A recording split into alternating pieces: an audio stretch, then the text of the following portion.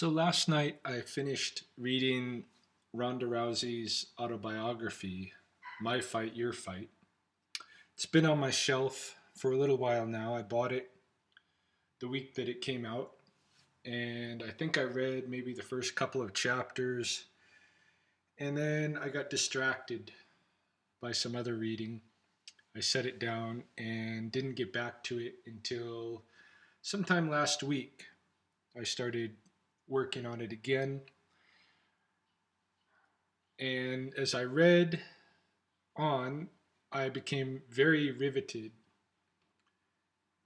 in her manner of telling her story. The way that the book is laid out, they're very short chapters, you could call them, or small essays, you might say. A lot of them are 3 and 4 pages, 5 pages. So it's broken up all the way through by these short essays, and usually the essay starts off with a theme, something that she says about her psychology, about her character as a champion MMA fighter, as a champion martial artist in general. She has a little anecdote, and then she'll tell a bit about her life that relates to that anecdote. And the book takes us all the way through from her childhood up until um, about her third or fourth fight in the UFC. So it brings us up to really very recently. I think she's only had one fight that isn't represented in this book. So I really enjoyed reading it. To me, as far as biographies of MMA fighters go, this is right up there with BJ Penn's Why I Fight, which prior to Ronda Rousey's book was probably my favorite MMA biography. Now I think Ronda and BJ's books are pretty much on par with each other.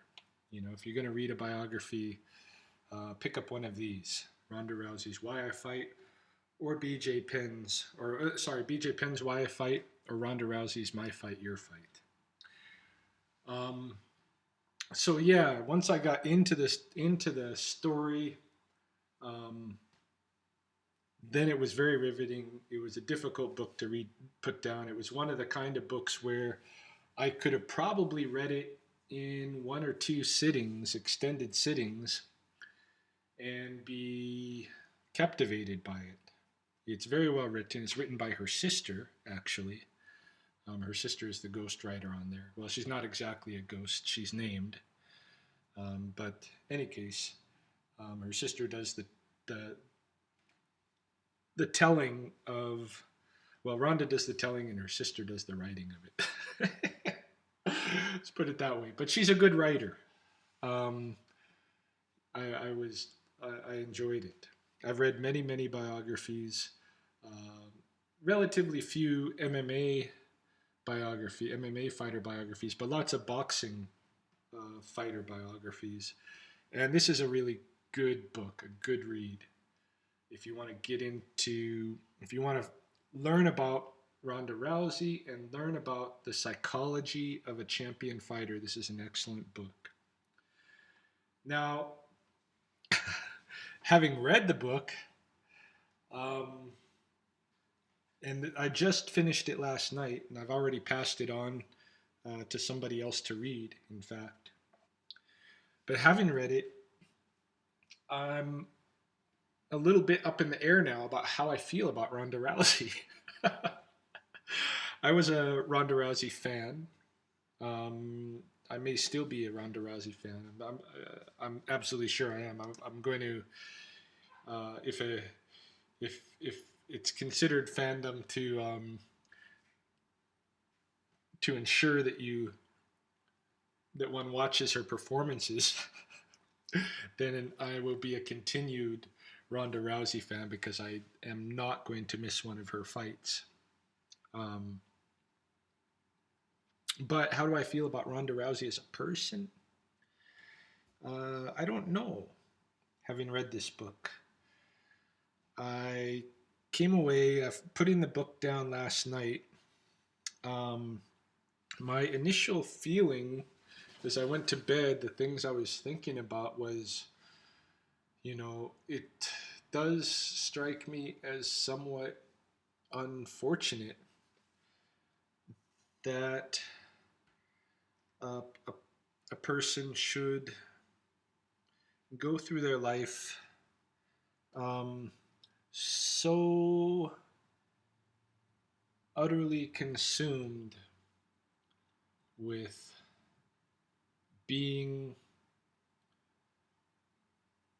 better than others at her particular discipline. Um, I mean, I understand the drive to excellence for sure.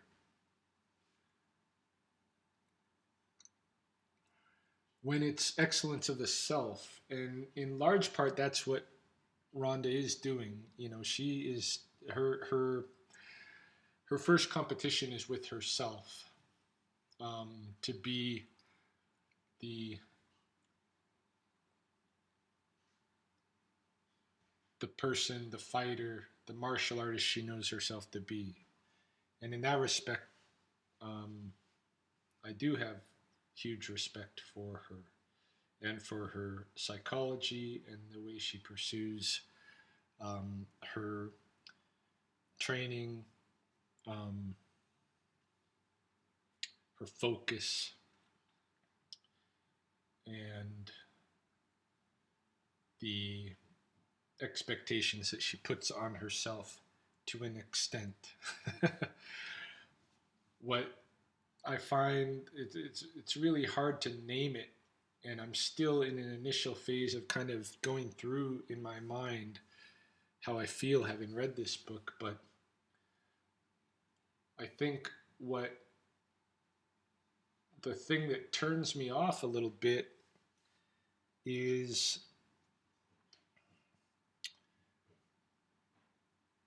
the manner of having to compare oneself so often with others, and one's self-worth being determined by how one matches up in competition with others. See what I'm getting at? It's the competitive aspect. I have a respect for competition and using competition as a motivator. But when that becomes all consuming, I don't think that's very healthy. And it seems to me that in Ronda Rousey's life, that competition became very important at a very early age. And that her mother um, helped instill this in her and made her feel inadequate if she wasn't the very best in the world at what she was doing. Not the very best Ronda she could be, but the very best in the world, i.e., in relation, in comparison to the others out there who are also engaged in the discipline. This occurred with her in her training for judo, in competition with judo, and of course, um, carried into her MMA. And at times, it feels like this competitive drive, or this this consumption of one's everyday thoughts by the pressures of needing to be the best in competition, um, compel Ronda to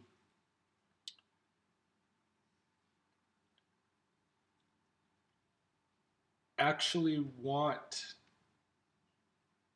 to hurt people and enjoy hurting people, and particularly her opponents, who are often viewed as actual enemies. Uh, I compare this to if you read George St. Pierre's autobiography, The Way of the Fight. Here you see a guy who never creates an enemy of his opponent, but rather looks at his opponent as his benefactor. And this is why he says he always bows to his opponent when entering the octagon, because without the opponent, there's no George St. Pierre. There's no champion George St. Pierre. There's no test of his skills. There's no opportunity for growth. With Ronda Rousey, it's more that her opponent is an enemy that's trying to take something from her or trying to have something that she deserves to have or that, is just considered to be a bad person that needs to be punished.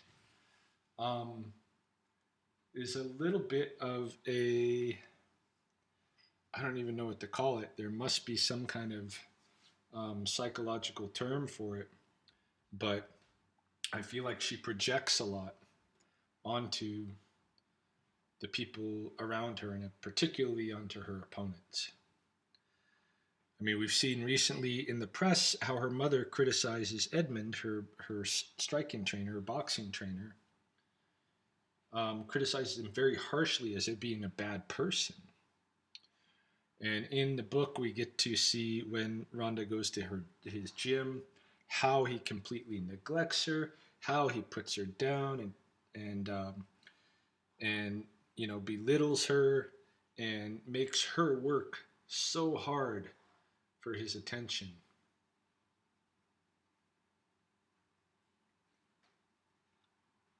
And why why is he worth that? He's not.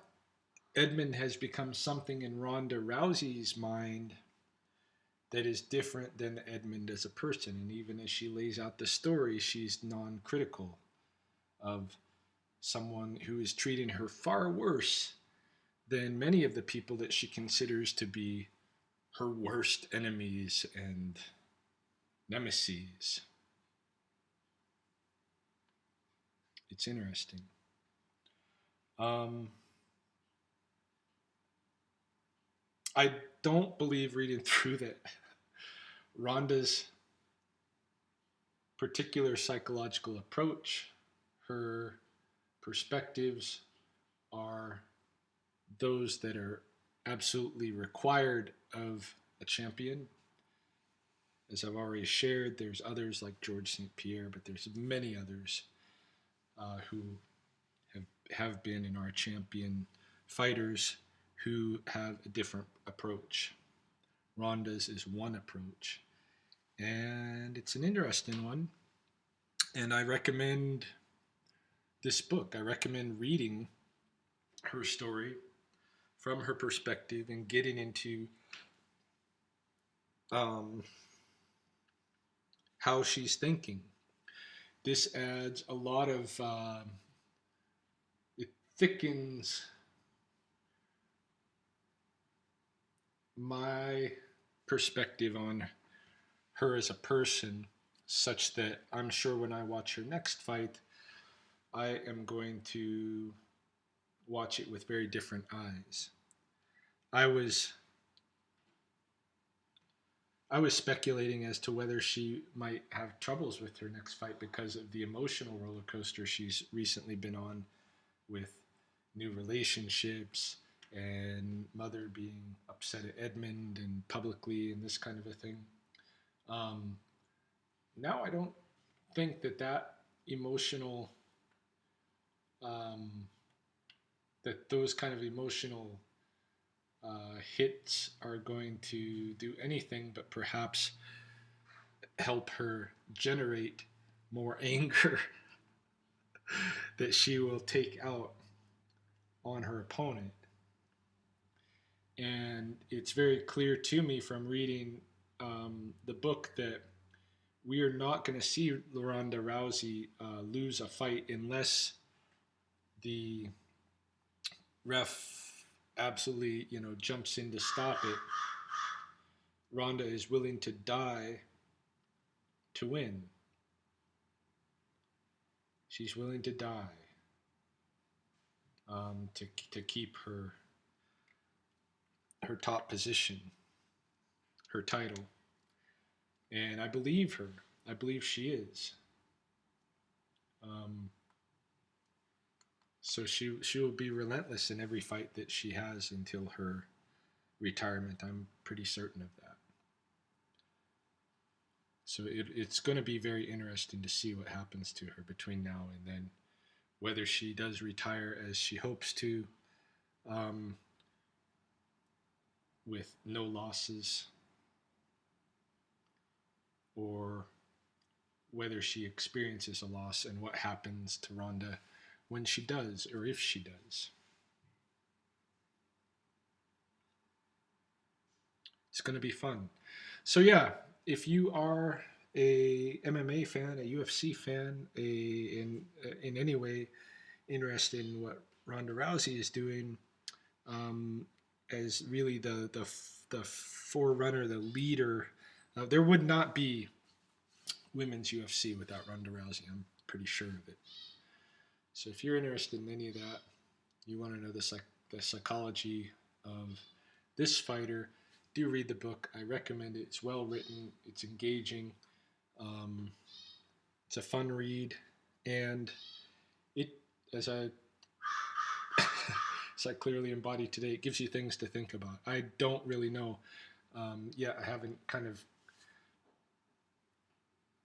rooted yet on how I feel, having read the book, but I know that I enjoyed the book and I've learned a lot, and I've got some materials now to think about, um, that will help me enjoy more, um, what I'm seeing her doing in the UFC, and they will just give me some things to think about in terms of approach to life in general. So that was my review of Ronda Rousey's book, and just off the cuff, the day after finishing. Thanks for watching.